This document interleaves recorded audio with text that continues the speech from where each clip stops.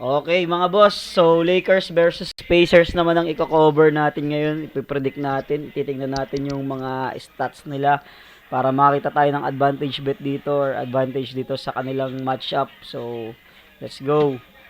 Lakers versus Warriors game info. Lakers 30 wins, 19 lost. Number 5 in the West. So, Pacers 29 wins, 21 lost. Fourth in the East.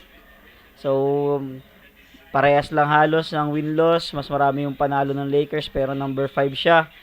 Mas konti yung panalo ng Pacers pero number 4 naman siya sa East. So, kailan? Saturday, February 8, 2025. So, February 9 yan dito. 2025, 5 p.m. 5 p.m. 4 p.m. sa kanila, 5 a.m. dito. So, bukas ng madaling araw. Saan? Crypto Arena. So, sa home court advantage bigyan na natin sa Lakers kasi sa Crypto Arena ang laro. So, home court nila, home court ng Lakers. So, let's go. Spread. So, Lakers plus 4, Pacers minus 4, over under 232. So, ayan ang injury report dito ng Lakers. Maxi Kleber out, Luka Doncic out. Sayang, kala ko lalaro na si Luka dito pero sa ano pa pala, sa Utah Jazz pa pala. So, sa Utah Jazz pa siya lalaro. So, Christian Wood out.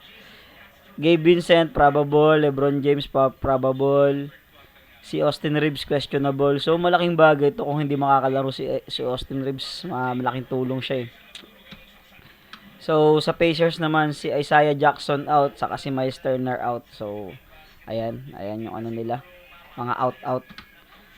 So, ito yung ano natin. So, pasensya na, nakita na kagad yung pick ko. So, ito yung ano natin. The Pacers and Lakers, parehas sila nasa momentum. So, yung Indiana 13-3 ngayon 2025. Yung Lakers 12-5 ngayon 2025. So, as makikita natin, parehas talaga silang nasa momentum. Parehas malakas tong team na to. Parehas sila nagpapanalo. So, sa momentum, wala tayong ano dyan, wala tayong question dyan. Parehas lang sila nasa momentum. So, ngayon, pick na tayo. For me, Lakers plus 4. Lakers pa rin ako plus 4. So, yung win streak ng Lakers matibay pa rin. Saka lahat ng panalo nila, puro dihado sila maliban dun sa Golden State.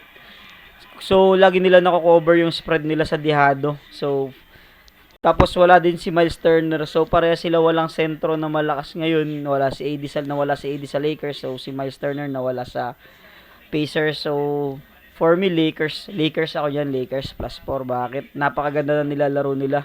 Parang yung depensa nila nagbago. Nag-evolve yung depensa nila nung nakuha nila nung gumana na si Finney Smith saka si Vanderbilt. So, kaya Lakers tayo plus 4. Ang ganda ng game chemistry nila. Tinambakan nila yung Clippers, samantalang hirap na hirap yung Pacers sa Clippers. So, tinambakan nila yung New York. Napakalakas na team New York, tinambakan nila. So, for me, Lakers muna tayo sa ngayon, guys. So, yun, pick natin Lakers. So, I'm doing this for free, guys.